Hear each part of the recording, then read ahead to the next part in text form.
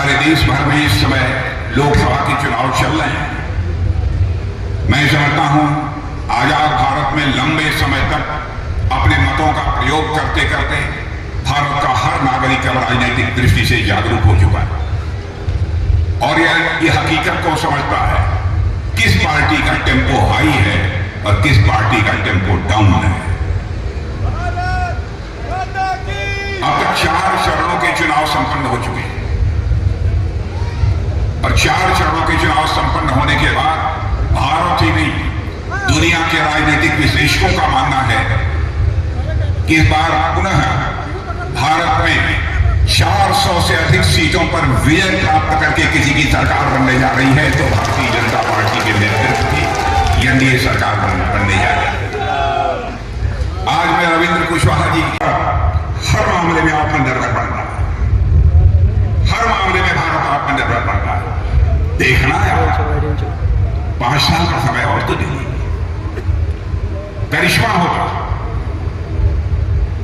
भारत अब कमजोर भारत नहीं रहा है, भारत दुनिया का ताकतवर देश बन चुका है। हम लोग किसी को आंख नहीं दिखाते हैं, लेकिन यदि किसी मां के लाल ने हमको आंख दिखाने की कोशिश की तब उसका मुंह तोड़ जवाब देना जानते हैं मेरे बहनों भाइयों। आज हमारी ये कांग्रेस के लोग फालतू बातें आकर करते हैं, कहते हैं चीन के साथ क्या हो गया, आपने क्यों किया है उसकी चर्चा आज तक मैंने नहीं की। हमने कुछ खोया नहीं है बहनों भाइयों, यकीन दिलाते हैं देश के रक्षा मंत्री के रूप में भारत का हम कुछ खोने नहीं देंगे, दुनिया की कोई ताकत नहीं। इस समय समान स्तर पर बातचीत का सिलसिला चल रहा है, मुझे विश्वास है कि इसका समाधान निकलेगा। मैं पूरी तरह से आश्वस्त हूं। पाक अधिकृत कश्मीर पीओके, आप लोगों ने मेरा भाषण नहीं कभी सुना होगा टेलीविजन के पर्दे पर, तो मैंने 3-4 साल पहले कहा अरे भाई हम लोग तो आगे बढ़ ही रहे, पाक अधिकृत कश्मीर पर उसको लेने के लिए कब्जा करने की कोई जरूरत नहीं है, कोई परेशान होने की जरूरत। उस समय ही मैंने कहा पाक अधिकृत कश्मीर पीओके हमारा था, हमारा है और हमारा रहेगा। और कश्मीर में जम्मू कश्मीर में धारा 370 समाप्त होने के बाद मेरे बहनों भाइयों जिस तेजी के साथ विकास हुआ है, मैंने उस समय ही कहा था पीओके के लोग मांग करेंगे कि हम भारत में मिलना चाहते हैं, हम भारत के साथ रहना चाहते हैं। और आपने टेलीविजन के पर्दे पर कुछ दिनों पहले, कुछ महीनों पहले देख लिया होगा, पीओके के लोग यह मांग कर रहे हैं हम भारत के साथ रहना चाहते हैं, वह दिन आ गया है। इसका भी श्रेय हमारे प्रधानमंत्री को दिया जाना चाहिए। नागरिकता का कानून, अरे गलतफहमी पैदा करते हैं कि भारतीयतावादी वाले नागरिकता कानून लाए, मुसलमानों को भगा देंगे, ईसाइयों को भगा देंगे, यहूदियों को भगा देंगे, उनकी नागरिकता समाप्त कर देंगे। बहनों भाइयों, यह बिल प्रधानमंत्री मोदी जी के मार्गदर्शन में जब मैं भारत का गृह मंत्री था मैंने किया, लोकसभा में पास भी हुआ, राज्यसभा में बहुमत न होने के कारण पास नहीं हो पाया। बाद में हमारे छोटे भाई अमित शाह जी आए, गृह मंत्री बने, उन्होंने फिर पास कराया।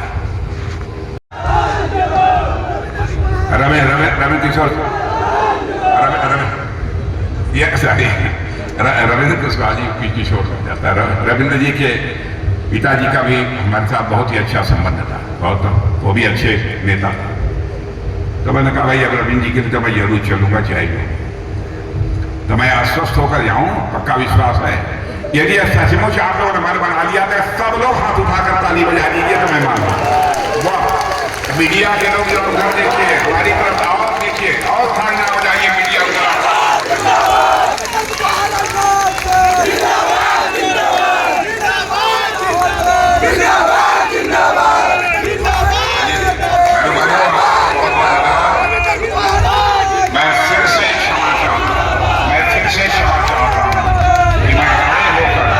चोट लगने के कारण खड़े होकर नहीं बोल पाया, इसलिए आप बोलने की मैंने गुस्ताखी की है, इसके लिए आप सबसे मैं क्षमा चाहता हूं। आप सबको बहुत बहुत धन्यवाद। बोलिए भारत माता की। दूसरे धर्म के मामलों में आप हस्तक्षेप करने वाले क्यों होते हैं? बहनों भाइयों, सरकार रहे या भाड़ में जाए, चाहे हिंदू हो, मुसलमान हो, यहूदी हो, ईसाई हो, उसकी मां बहन बेटी वो हमारी भी मां बहन बेटी है। जिसके ऊपर कोई जुल्म और अत्याचार होगा तो हम उसके साथ खड़े हैं। इसको धर्म के साथ जोड़कर नहीं देखा जाना चाहिए। हम लोगों ने 3 तलाक की प्रथा को समाप्त कर, और मैं आज कहना चाहता हूं समान नागरिक संहिता को भी हम लागू करेंगे, हमारा कमिटमेंट है। लेकिन ये कहते हैं ये मुस्लिम विरोधी। भाई, हम लोग किसी धर्म के खिलाफ कोई काम नहीं करते। हिंदू हो, मुसलमान हो, ईसाई हो, सभी यहूदी हो, कोई जो भी भारत का नागरिक है, सब हमारे भाई। समान नागरिक संहिता की बात मैं इसलिए कर रहा हूं, भारत के संविधान के नीति निर्देशक सिद्धांतों में संविधान सभा के सारे सदस्यों ने कहा कि साहब यह जिम्मेदारी बनती है आने वाले सांसदों की कि नीति निर्देशक सिद्धांत के जो प्रमुख बिंदु हैं इन पर वह काम करें, उसे लागू करें। मैं आपसे पूछना चाहता हूं और आपकी आवाज मैं चाहूंगा मेरे बहने भाइयों, क्या हमारे संविधान निर्माताओं ने जो कुछ भी कहा था उसे हमें करना चाहिए कि नहीं करना चाहिए? मैं आपसे पूछना चाहता हूं। लेकिन ये सपा और कांग्रेस आने वाले सांसदों की क्या नीति निर्देशक सिद्धांत के जो प्रमुख बिंदु हैं इन पर वह काम करें, उसे लागू करें। मैं आपसे पूछना चाहता हूं और आपकी आवाज मैं चाहूंगा मेरे बहने भाइयों, क्या हमारे संविधान निर्माताओं ने जो कुछ भी कहा था उसे हमें करना चाहिए कि नहीं करना चाहिए? मैं आपसे पूछना चाहता हूं।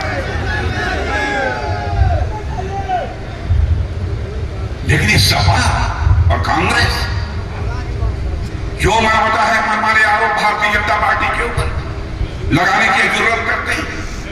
इसीलिए आज इनकी हालत यह हो गई है कि सपा को लोग कहने लगे हैं समाप्त पार्टी।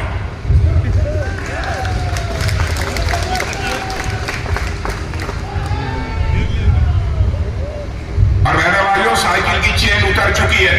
2014 में ही साइकिल की चेन आप लोगों ने उतार दिया। 2014 का जब लोकसभा चुनाव था उसी में आपने साइकिल की चेन उतार दी थी, और 2017 के विधानसभा में भी आपने साइकिल की चेन को चढ़ने नहीं दी। 2022 का चुनाव हुआ,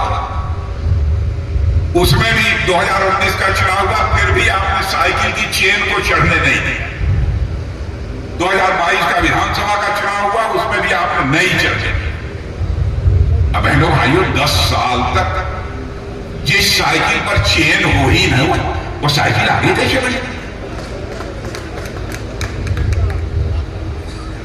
और कांग्रेस की हालत तो कितनी पतली हो गई है कि 2024 के चुनाव के बाद यदि हमारे 10 साल बाद नौजवानों से पूछेंगे कांग्रेस, तो आप पूछेगी कौन कांग्रेस? जैसे विश्व की धरती से डायनासोर लुप्त हो गए, मुझे लगता है भारत की धरती से अब कांग्रेस भी लुप्त हो गई।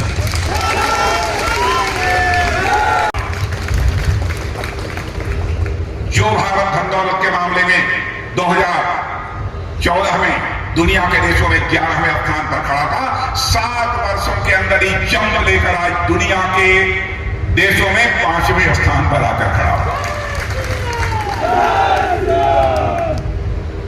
मॉर्गन स्टैनली धन दौलत के मामले में सारी दुनिया की बराबर समीक्षा करते रहते हैं कि इस देश की हालत क्या है, किसमें कितने गरीब हैं, किसमें क्या हो रहा है।